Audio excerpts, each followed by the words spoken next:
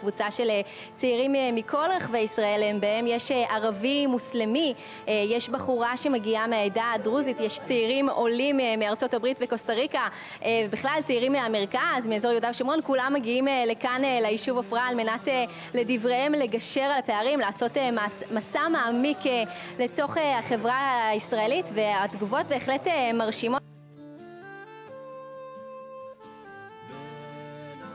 ההורים שלי, איפה אתם הולכים? אנחנו הולכים לגור באיזה מקום שם בהרים, על יד רמאללה. אז אבא שלי אומר, יש מים? לא. יש חשמל? אמא שואלת. לא. יש קופת חולים? לא. כי יש מכולת? לא. אז לאיפה אתם הולכים? משוגעים. זה נכון.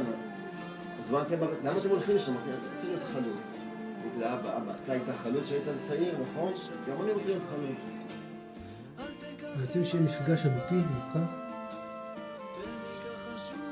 נבוא, מחויבת המציאות.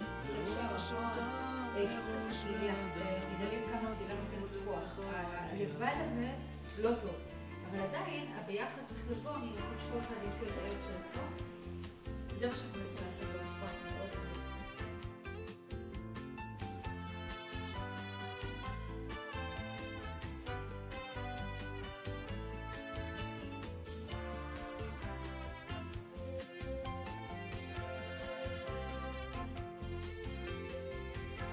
Driving in the West Bank, just driving in the West Bank, what a beautiful feeling.